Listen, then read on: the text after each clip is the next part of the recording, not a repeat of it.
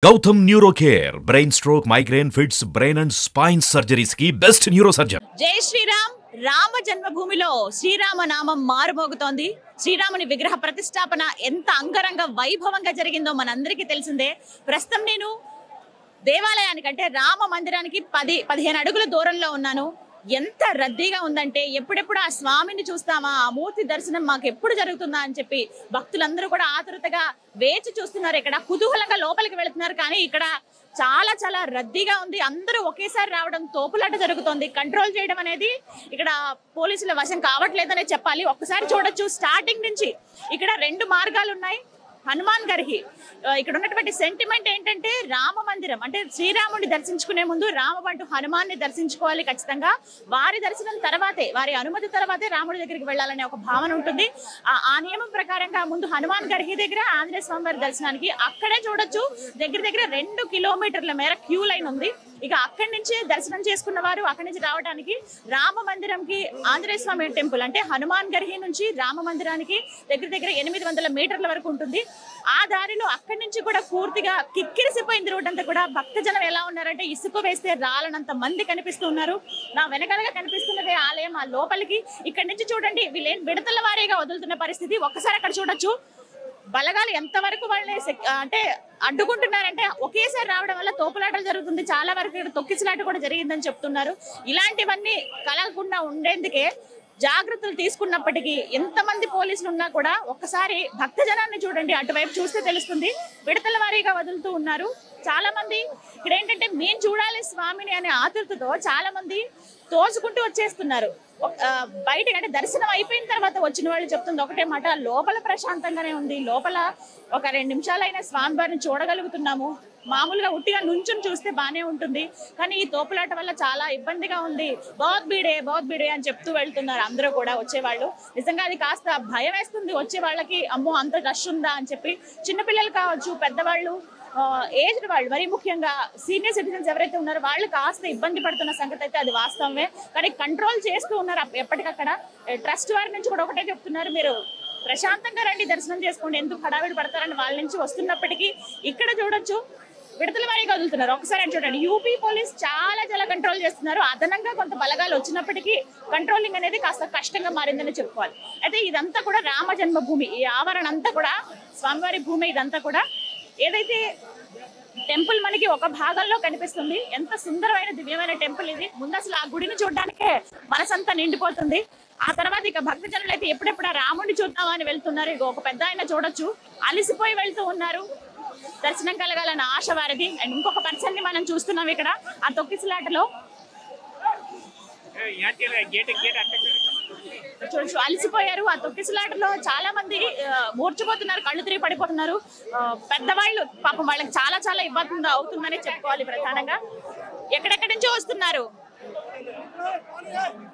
ఎక్కడెక్కడి నుంచో వాళ్ళు వస్తున్న పరిస్థితి. పెద్దవాళ్ళని యాక్చువల్లీ సీనియర్ సిటిజన్ కి ఒక వైపు అని రూట్ పెట్టుంటే బాగుండేదేమో. ఈ కంగారులో, ఈ గందరగోళంలో ఏం జరుగుతుందనేది ఎవరికి అర్థం కాని పరిస్థితి.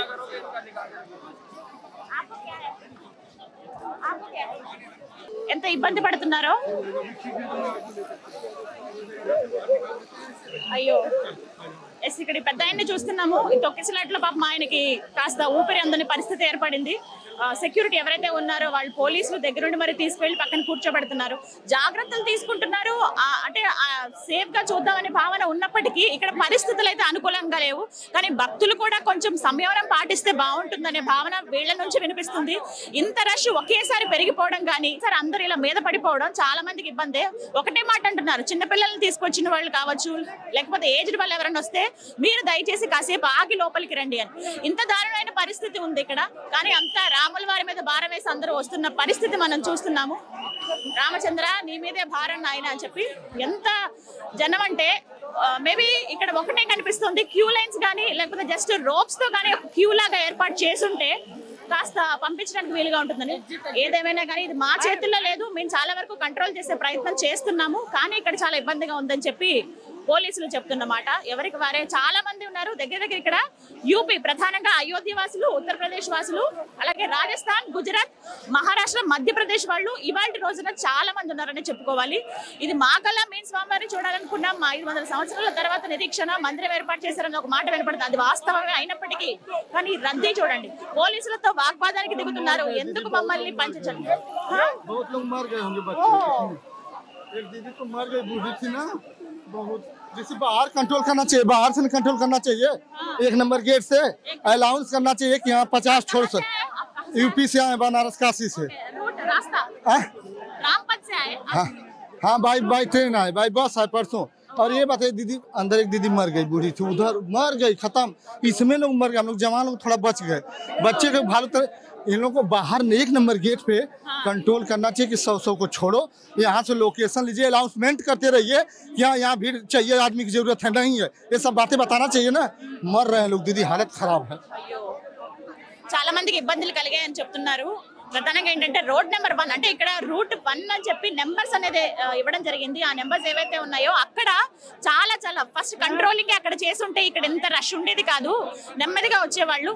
కానీ ఇంత రద్దీ ఉండడం అనేది ఎవరు ఎక్స్పెక్ట్ చేయలేదు. చాలా మందికి ఊపిరాడని స్థితిలో ఉండిపోయారని చెప్తున్నారు. ఇగో వీళ్ళంతా కూడా ఫ్యామిలీస్ గా వచ్చేవాళ్ళు, వాళ్ళు కలిసి కట్టుకుంటే కొంతమంది తప్పిపోయారని చెప్పి కూడా ఒక బాధ. వాళ్ళందరినీ పోలీసులు పక్కకు తీసుకువెళ్ళి వాళ్ళ గురించి ఇన్ఫర్మేషన్ అవి గ్యాదర్ చేస్తూ ఉన్నారు.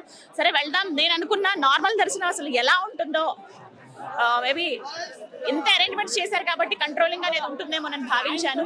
బట్ ఈ అంటే ఆ ఆతృత, స్వామివారిని చూడాలన్న కుతూహలంతో ఎవరు ఆగే పరిస్థితుల్లో లేరండి. చాలా దారుణంగా ఉంది. ఇక్కడ తోసుకుంటూ వెళ్ళిపోతున్నారు. పెద్దవాళ్ళకే చాలా ఇబ్బంది అయిన పరిస్థితి. బట్ చూద్దాము. ఎప్పటికైనా దర్శనం చేసుకుని వచ్చిన వాళ్ళ మాట అయితే ఆ స్వామివారి దర్శనం బాగా జరిగింది, ఇది మాట చెప్తున్నారు. ఎంత కష్టపడి వెళ్ళేది ఒక క్షణం ఆయన్ని చూడటానికే కదా. ఆ దర్శనం అయితే బాగా జరుగుతుంది. ఇంకో విడతల వారీగా ఇప్పుడు కంట్రోల్ చేసే ప్రయత్నం చేశారు కానీ ఇంకా అవ్వక మొత్తం ఆ బారికేడ్స్ ని కూడా తోసేసుకుంటూ లోపలికి భక్తులందరూ కూడా వచ్చేస్తున్నారు. పోలీసుల మాట ఒకటే, ఇంకా ఏం చేయాలి మేము, ఇంతకన్నా మేము ఏం చేయలేమంటున్నారు. ఇక్కడ ఇంత రద్దీగా వెళ్ళా స్వామివారి దగ్గరికి వెళ్ళేటప్పటికి ఒక్కొక్కరుగానే చూడాలి, అదొక్కటి అర్థం చేసుకుంటే బాగుండేది. సంయమనం ఎవరూ పాటించడం లేదు. ఇది ప్రస్తుతం రామ మందిరం దగ్గర ఉన్న పరిస్థితి. ప్రస్తుతం రామ జన్మభూమి దగ్గర రామ మందిరం దగ్గరలో ఉన్న పరిస్థితి అయితే ఇది ఇప్పుడు. అలాగే ఇప్పుడు దర్శనం చేసుకుని వచ్చిన తెలుగు వారు మనకు కనిపించారు. ఒకసారి వారితో మాట్లాడదాం. హలో అండి, మీ పేరు? మేడం మా పేరు రామకృష్ణ మేడం. మేము హైదరాబాద్ బోయినపల్లి నుంచి వచ్చాం మేడం. ఇద్దరం 2 వీలర్ మీద వచ్చాం మేడం. రాముడి మీద ప్రేమతోని మోడీ, నరేంద్ర మోడీ, యోగిని చూడడానికి. ఎప్పుడు స్టార్ట్ అయ్యారు? మేము 17 రోజున స్టార్ట్ అయినాం మేడం. జనవరి 17 రోజు స్టార్ట్ అయినాము. ఇక్కడికి 20కి 21కి రీచ్ అయినాం మేడం. స్టాప్స్ ఎక్కడెక్కడ? మధ్యలో ఒక 2-3 గుళ్ళు ఉన్నాయి మేడం. ఆ గుళ్ళు దర్శనం చేసుకుని వచ్చాం మేడం. ఇంతకీ రాముల వారి దర్శనం ఎలా జరిగింది? చాలా బాగా జరిగింది మేడం. కన్నుల పండుగ ఉంది మాకు. చాలా అంటే చాలా ఈ జన్మదినమైనట్టు అనిపిస్తుంది మేడం. చాలా హ్యాపీగా ఫీల్ అవుతున్నాం. కాకపోతే ఏంటంటే పబ్లిక్ ను కొంచెం కంట్రోల్ చేయలేకపోతున్నారు వీళ్ళు. ఇప్పుడు ఇక్కడ బయట ఇంత రద్దీగా ఉంది కదా, లోపల ఎలాగా ఉంది మేడం. కాకపోతే ఏంటంటే గర్భగుడి అనే దగ్గరికి వచ్చే వారికి ఒక లైన్ గా పంపిస్తున్నారు. అక్కడ బాగా చూడవచ్చు, స్వామిని మంచిగా దర్శనం చేసుకోవచ్చు. ఒక్క నిమిషం అయినా చూసే అవకాశం ఉందా? ఉంది మేడం, కంపల్సరీగా ఉంది. 1 మినిట్ చూసే అవకాశం ఉంది. చాలా బాగా అనిపించింది. ఏమనిపించింది స్వామివారిని చూసినప్పుడు? ఎన్నో కోరగాలనుకుంటున్నాం కానీ ఆయన రూపం చూడంగానే ఏదే గుర్తుకు రాలేదు మేడం. అన్ని మర్చిపోయాం. స్వామివారి రూపం ఒకటే చూడాలి అనిపించింది మేడం. చాలా హ్యాపీగా ఉన్నారు మేడం. వచ్చేది మొత్తం కష్టం అంతా పోయింది.